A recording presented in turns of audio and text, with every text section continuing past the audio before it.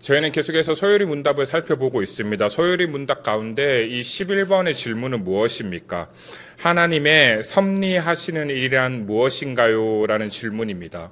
그리고 이것에 대한 대답은 이렇게 나와 있습니다. 하나님의 섭리하시는 일이란 그분의 최고의 거룩과 지혜와 능력으로 보존하시며 다스리시는 것입니다. 모든 창조물과 그 모든 행동을 이렇게 이야기를 하고 있습니다. 그러니까 결국 정리를 해보면 섭리란 무엇이냐 두 가지로 이야기를 할 수 있습니다. 첫 번째, 보존하신다라는 의미가 있고 두 번째, 다스리신다라는 의미가 있습니다. 그러니까 하나님께서는 창조주 하나님이시고 하나님께서는 통치자 하나님이신데 이 창조주 하나님이자 통치자 하나님이신 하나님께서 이 세상을 섭리할 때 보존하시고 다스리는 방식으로 섭리하시는 것입니다.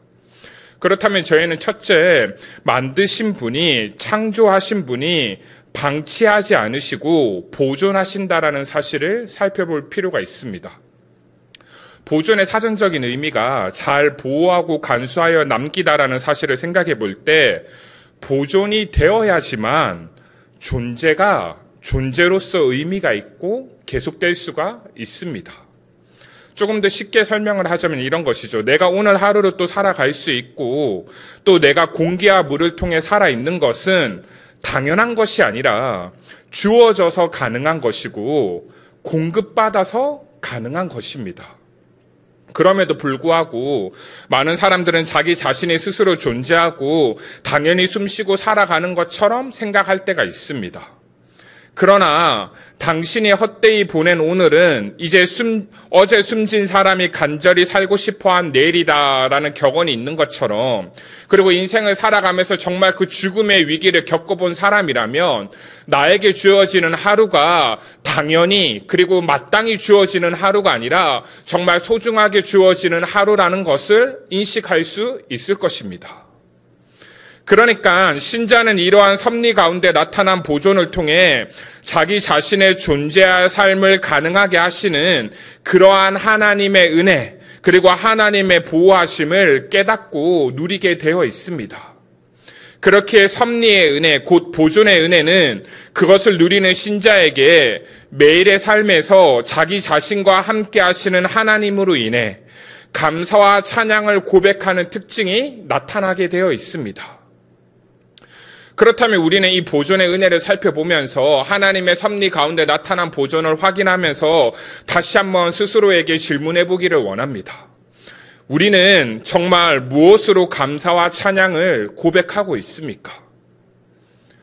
나의 상황과 환경을 넘어 오늘 하루를 또 살아갈 수 있게 하시고 나를 보호하시고 나와 함께 하시는 그 하나님을 확인하며 다른 어떠한 것이 아니라 정말 오직 그 하나님으로 인한 감사와 찬양이 나에게는 있습니까?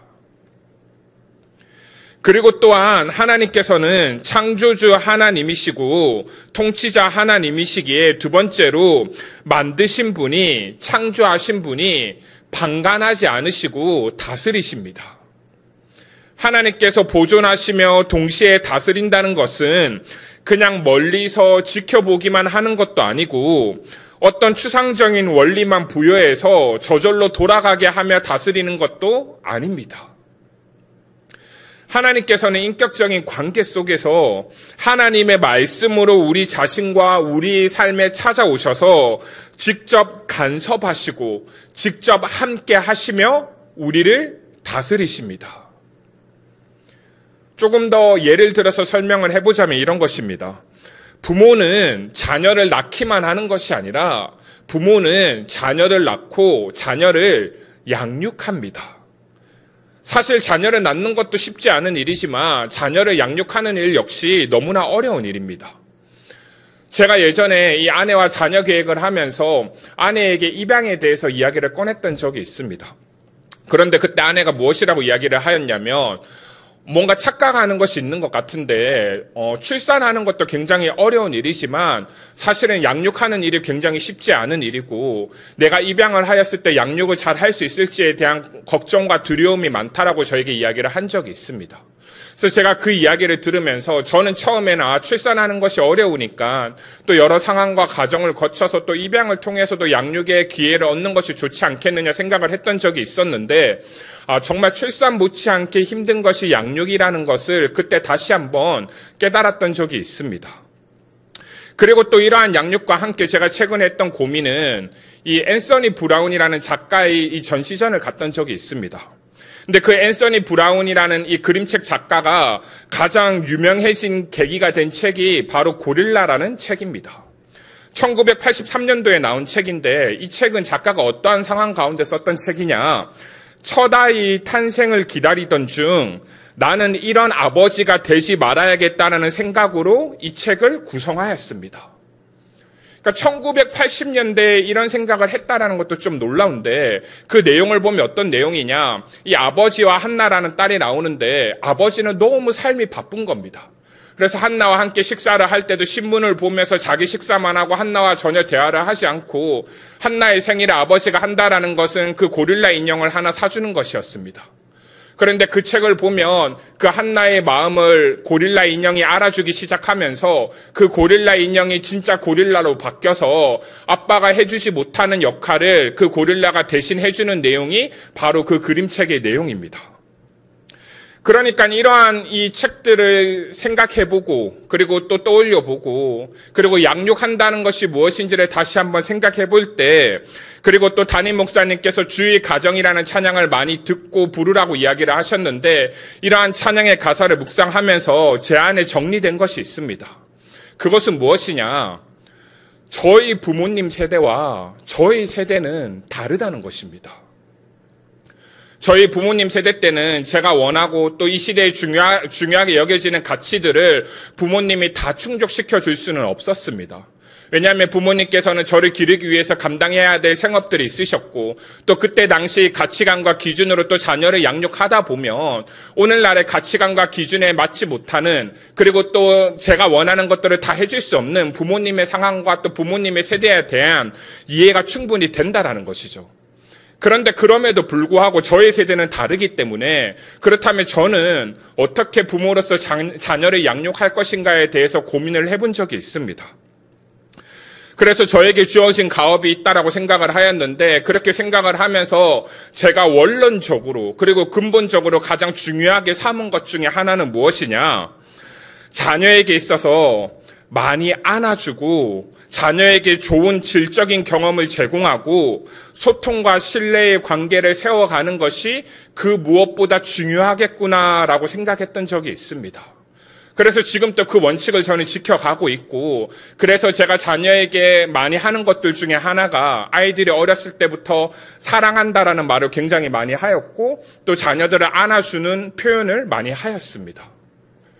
제가 이런 것들을 하게 된 계기 중에 하나는 제가 예전에 2018년도에 자동차를 구입할 때 그 자동차를 판매했던 딜러가 저에게 한 적이 있습니다. 이제 첫째 아이가 태어나고 차가 필요해서 차를 구입하게 되었는데 그 딜러가 저에게 뭐라고 이야기를 했냐면 고객님 이 자녀를 이렇게 안고 생활하는 것이 지금 그 시기가 너무 힘들다는 거 이해를 하고 있습니다. 그런데 안아줄 수 있을 때 많이 안아주세요. 나중에 언젠가 시간이 지나고 나면 안아주고 싶어도 안아줄 수가 없습니다. 근데 제가 너무 바쁘게 이 일을 하면서 살아오다 보니 저희 자녀를 많이 안아주고 표현하지 못한 것이 너무 후회가 되네요 라고 저에게 했던 적이 있습니다. 그래서 참 왜 그런지는 모르겠는데 그 말이 마음에 많이 남아서 그리고 또 제가 제 나름대로 자녀 양육에 대한 원칙과 또 철학을 정리해 가면서 그렇게 자녀들에게 많이 표현하고 안아주는 것을 중요한 것으로 여겼고 또 지금도 그렇게 자녀들을 대하고 있습니다.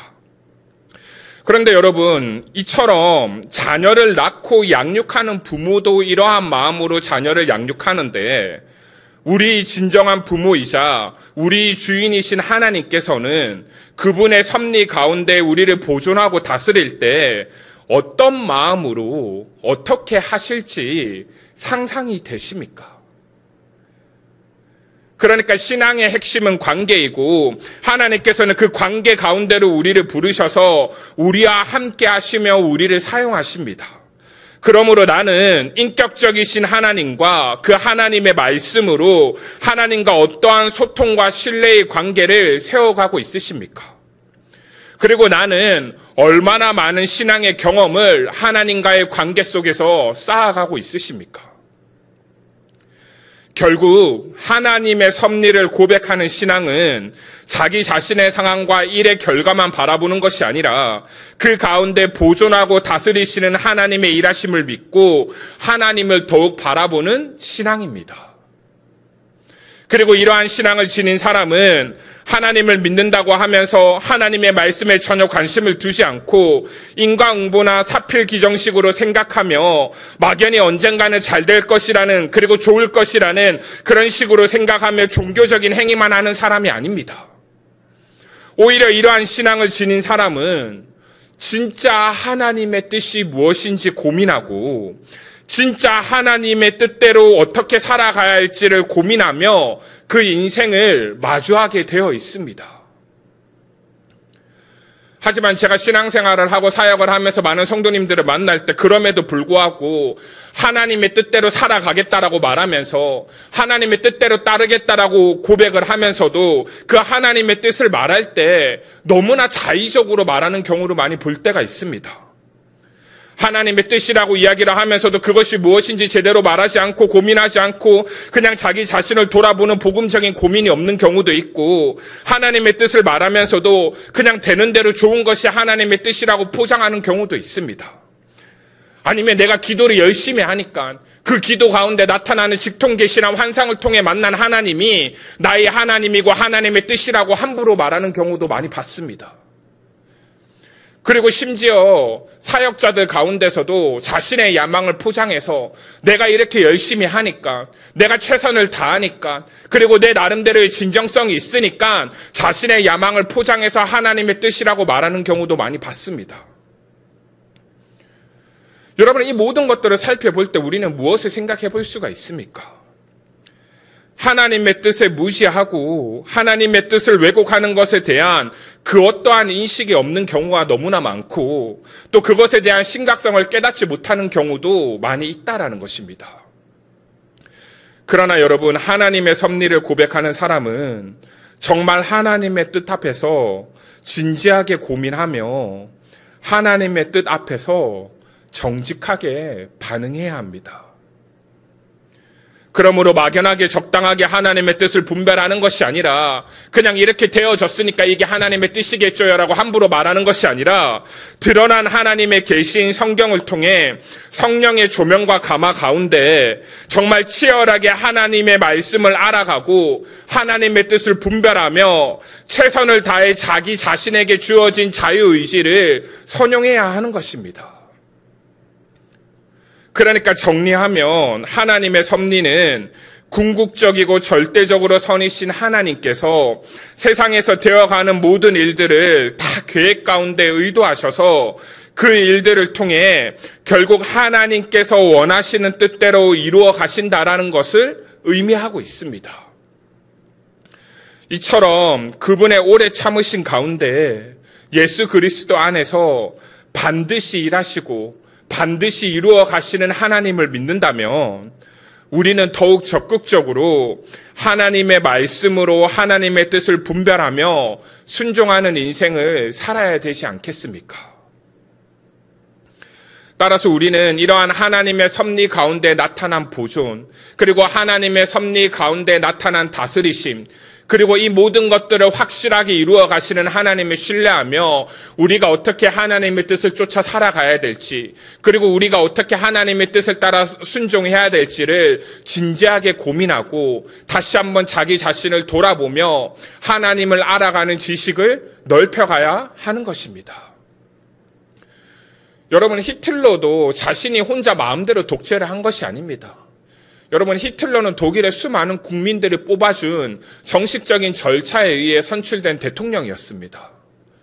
그때 당시의 국민들은 히틀러가 옳다라고 생각했고, 히틀러가 최선이라 생각했고, 히틀러가 최고의 방법이라 생각하였습니다.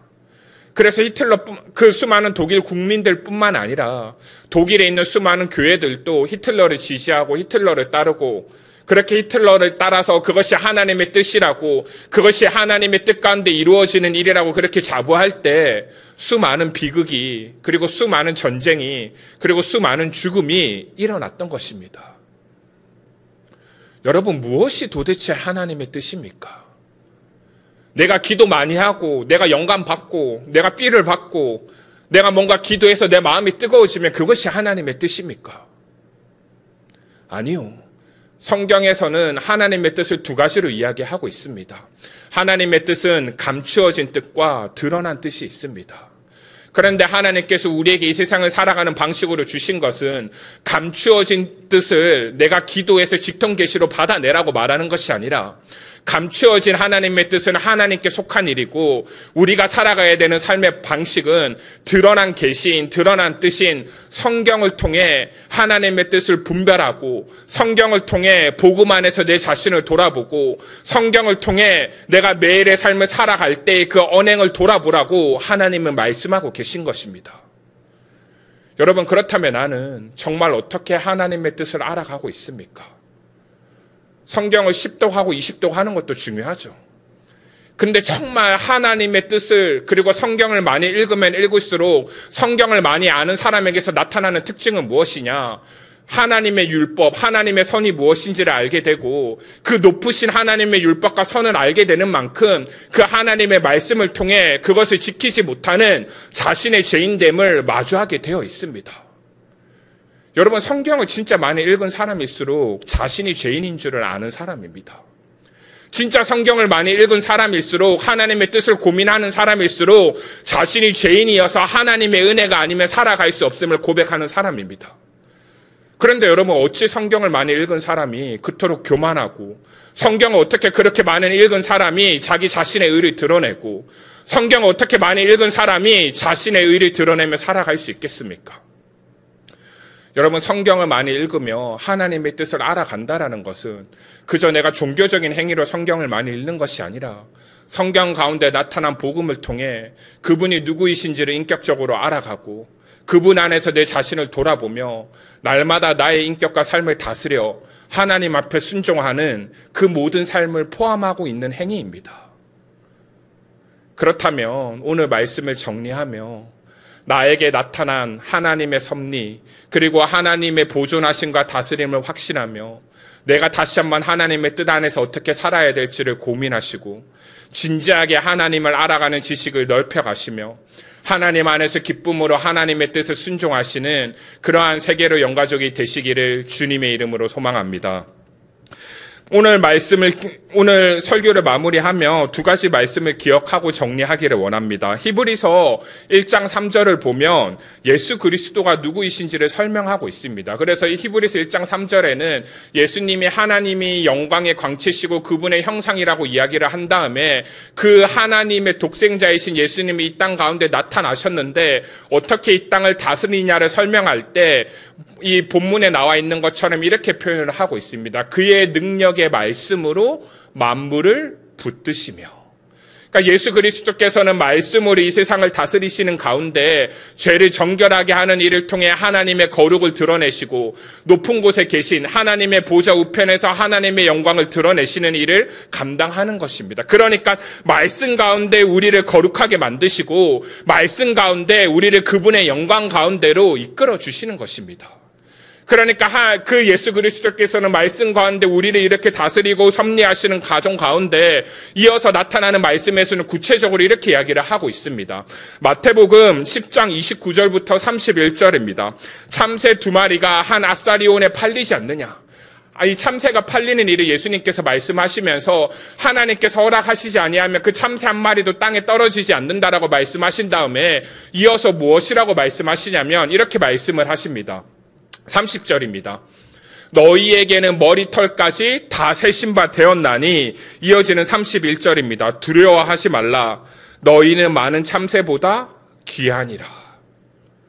여러분, 이 세상을 만물로, 그리고 이 세상의 모든 만물을 말씀으로 다스리는 예수 그리스도께서 우리를 거룩하게 하고 영광스러운 자리로 불러주실 때 우리 머리카락까지 세신 바 되셔서 우리의 삶의 모든 것들을 인도하시고 보호하시며 우리와 함께 하십니다.